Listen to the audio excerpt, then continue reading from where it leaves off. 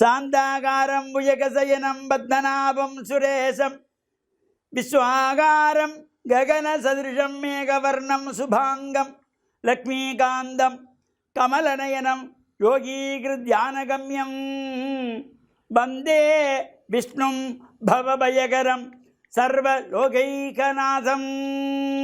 ஓம் நாராயணாய வித்மஹே வாசுதேவாய தீமஹே தன்னோ விஷ்ணு பிரச்சோதயாத். ஓம் நமச்சிவாய.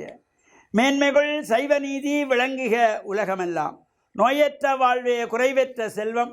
அந்த நோய் நொடிகள் இல்லாத வாழ்வு இந்த உலக மக்கள் எல்லோரும் வாழ வேண்டும் என்று கலியுகத்தின் காந்தமலை ஜோதியாகிய சபரிமலை சுவாமி ஐயப்பனுடைய திருவடிகளை சிறந்தாழ்த்தி டான் தமிழொலி ஓம் தொலைக்காட்சி நேயர்கள் அனைவருக்கும் சர்வதேச இந்து மத குருபீடம் அகில இலங்கை சபரிமலை ஸ்ரீ சாஸ்தாபீடத்தின் சார்பில் இனிய வணக்கங்களும் நல்லாசிகளும். இன்றும் மங்களகரமான விஸ்வாவசு வருஷம் புரட்டாதி மாதம் 17ஆம் நாள் 3/10/2025 வெள்ளிக்கிழமை. இன்று மலர்ந்திருக்கின்ற இன்றைய பொழுதும் நம் எல்லோருடைய வாழ்விலும் எல்லா விதமான சிறப்புகளும் கிடைக்க வேண்டும். நாம் தொடங்குகின்ற காரியங்கள் எல்லாம் நல்லபடியாக நடைபெற வேண்டும்.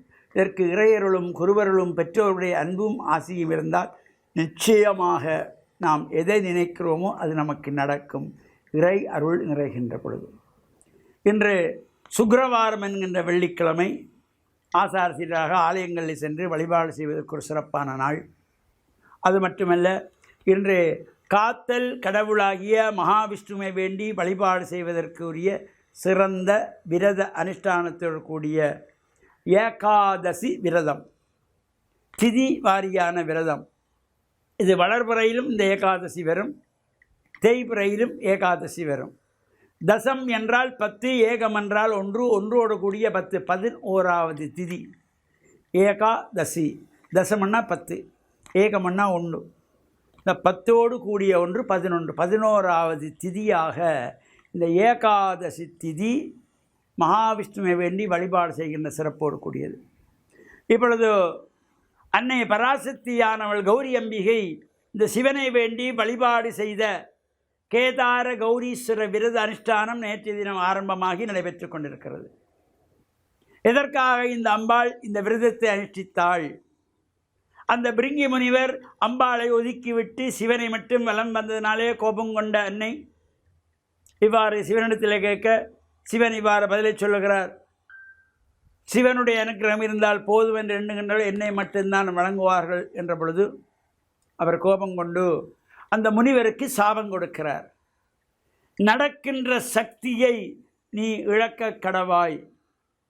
அந்த முனிவராலே நடக்க முடியவில்லை, செயலிழந்து விடுகிறது. அந்த நேரத்திலே அந்த சராசரங்களையும் ஆளுகின்ற இறைவன், எல்லா உயிர்களிடத்திலும் நிறைந்த அன்பு கொண்ட இறைவன் இன்னும் ஒரு காலை துணையாக கொடுக்கிறார். 3வது கால். பிருங்கி முனிவருக்கு 3 கால்கள். அந்த சம்பவத்தில் கோபம் கொண்ட கௌரி அம்பிகையானவள் பூலோகத்துக்கு வருகிறாள்.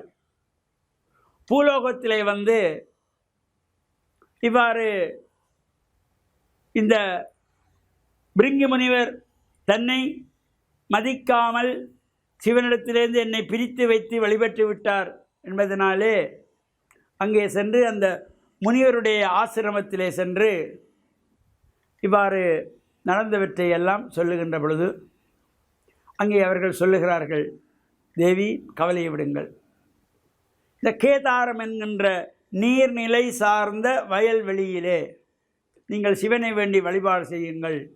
சிவனை விட்டு நீங்கள் பிரியாத வண்ணம் சிவனுடைய உடம்பில் பாதியை பெறக்கூடிய வகையிலே அந்த விரத அனுஷ்டானம் பலனை தரும். நீங்கள் இந்த விரதத்தை அனுஷ்டிக்க வேண்டும் 21 திதிகளுக்கு என்று சொல்லுகின்ற பொழுது இந்த தசமியிலே ஆரம்பித்து அவ்வாறு வருகின்ற அமாவாசையிலே நிறைவேறுகின்ற வகையிலே இவ்வாறான அந்த விரத அனுஷ்டானம்தான் இந்த கேதார கௌரீஸ்வர விரதம் என்பது. கௌரி அம்பிகை விரதத்தை நோக்கத் தொடங்கியது. சிவனுடையும் தன்னையும் பிரிக்கக்கூடாது என்பதற்காக, சிவனோடு தான் இணைந்திருக்க வேண்டும் என்பதற்காக அனிஷ்ட விரதம்தான் இந்த கேதார கௌரி ஈஸ்வர விரதம் இது சிவனுக்குரிய விரதம். கௌரி அம்பாள் சிவனை வேண்டி வழிபாடு செய்த விரதமே தவிர அம்பாளுக்குரிய விரதம் அல்ல. இது அந்த பூஜைகளிலே வைக்கின்ற பொழுது கூட நாம் அந்த சிவன் அம்பாளை வைத்து சில இடங்களிலே பூஜை செய்வார்கள். சிவலிங்கத்தையும் அம்பாளையும் பக்கத்தில் வைத்து அவ்வாறு வைப்பதல்ல. லிங்கம் மட்டும்தான் பூஜைக்குரியதாக.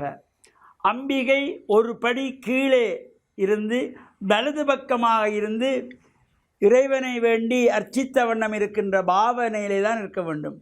சிவன் மேலே இருக்க வேண்டும், சக்தி கீழே இருக்க வேண்டும்.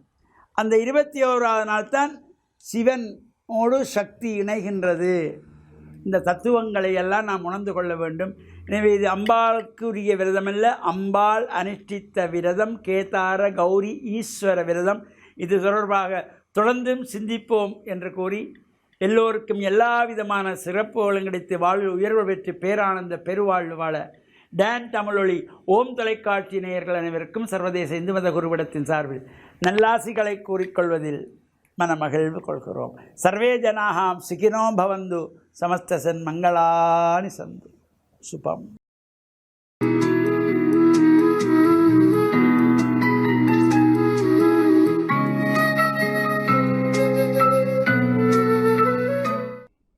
இறை இயேசுவில் என் அன்பு நெஞ்சங்களே, கிறிஸ்தவ நற்சிந்தனை வேளையில் உங்களை சந்திப்பதிலே பெருமகிழ்வு கொள்கின்றேன். ஆண்டவர் இயேசுவினுடைய போதனையில் அவர் சில உவமைகளை உருவகங்களை கூறி வாழ்வின் உண்மைகளை போதித்தார். இவ்வாறு அவர் போதிக்கின்ற பொழுது சொல்லுகின்றார், நல்ல கனிகளை நல்ல மரம்தான் கொடுக்கும் என்று. கனிகளில் இருந்து மரத்தினுடைய தரத்தை அறிய முடியும் என்று. முட்புதரில் இருந்து அத்திப்பழங்களையோ அல்லது திராட்சை பழங்களையோ நாங்கள் பறிக்க முடியாது. அதாவது நல்லவரோ தீயவரோ என்பதை அவரவர் கனிகளிலே இருந்து, அவர்களுடைய செயல்களிலே இருந்து, அவர்களுடைய பேச்சுக்களிலே இருந்து, அவர்களுடைய நடத்தையிலே இருந்து இவர் யார் அவர் யார் என்று நாங்கள் எடை போட முடியும். இவ்வாறு நல்ல கனிகளை எங்களுடைய வாழ்விலே நற்கனிகளை கொடுக்க வேண்டும் என்று சொன்னால், அதை மற்றவர்கள் பெற்றுக்கொள்ள வேண்டும் என்றால் நாம் எங்களுக்கு விளம்பரம் செய்யக்கூடாது. நான் ஒரு நல்லவன் என்று சொல்லுவதை நானே சொல்லிக்கொள்ளக்கூடாது. என்னுடைய செயல்கள் தான் சொல்ல வேண்டும். நான் எதை இந்த உலகத்திலே சாதித்திருக்கின்றேன் என்று அடுத்தவர்கள்தான் இனம் கண்டுகொள்ள வேண்டும். நான் செய்த நன்மைத்தனங்கள் அவற்றை பார்க்கின்றவர்கள்தான் இவன் நல்லவன் என்று எங்களுக்கு பெயர் சூட்ட வேண்டும். அதனால் இயேசு இந்த போதனையை முன்வைக்கின்ற பொழுது இது எங்களுக்கும் ஒரு பெரிய சவாலாக இருக்கின்றது. எப்பொழுதும் நாங்கள் நல்லவர்களாக இருக்க வேண்டும் என்றுதான் விரும்புவோம். எந்த மனிதனாவது நான் கெட்டவனாக இருக்க வேண்டும், அழிந்து போக வேண்டும், நான் ஒரு கயவஞ்சகன் என்று ஒத்துக்கொள்ள மாட்டார்கள், அல்லது அவர்கள் அப்படி இருக்க வேண்டும் என்று விரும்ப மாட்டார்கள்.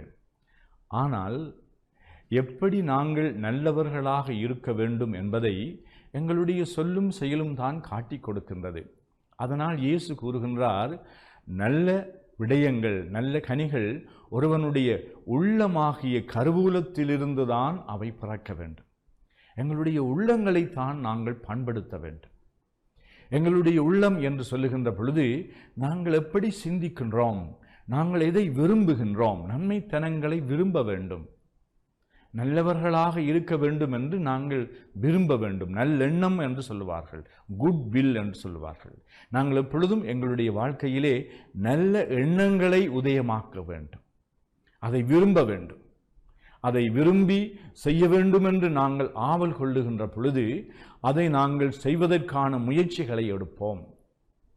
எங்களுடைய பேச்சிலே நான் இப்படியும் சொல்லலாம், அப்படியும் சொல்லலாம்.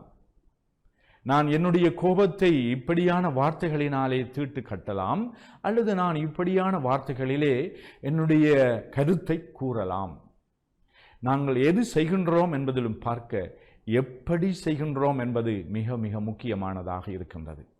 அதனால் எங்களுடைய பேச்சிலே நாங்கள் பார்க்கின்றோம், அன்றாடம் கனிவுடையவர்களாக, நன்மைத்தனமுடையவர்களாக, அடுத்தவர்களுடைய வார்த்தைகள் எல்லாம் அடுத்தவர்களுக்கு உதவி செய்கின்றதாக, ஆறுதல் கொடுக்கின்றதாக, உற்சாகம் கொடுக்கின்றதாக, வழிகாட்டுதல் கொடுக்கின்றவர்களாக, அடுத்தவர்களை நாங்கள் ஏற்றுக்கொள்கின்றோம், அரவணைக்கின்றோம் என்ற அந்த மனப்பான்மையோடு நாங்கள் இந்த வார்த்தைகளை பிரயோகிக்கின்றோமா?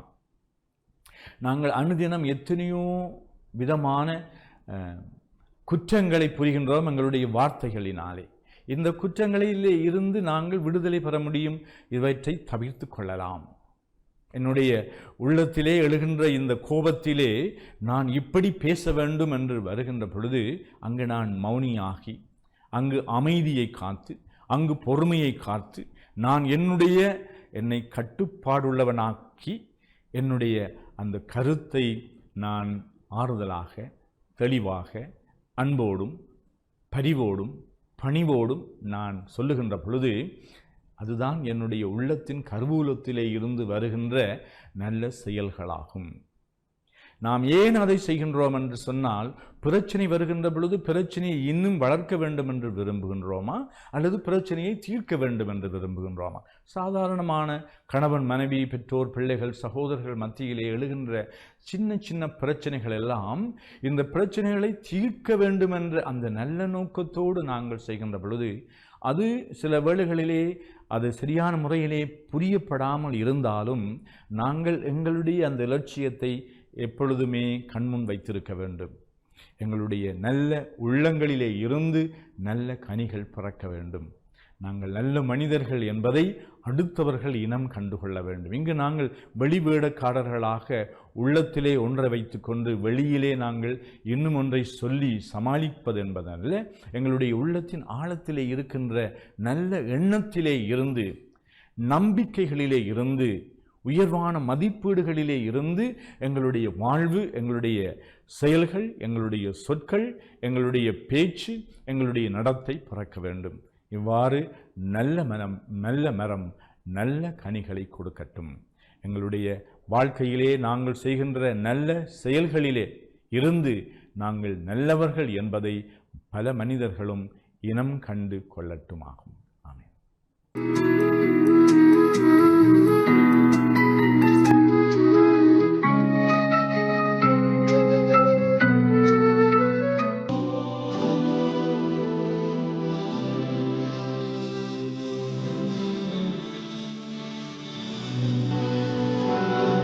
அஸ்ஸலாமு அலைக்கும் வரஹ்மத்துல்லாஹி வபரகாத்துஹு.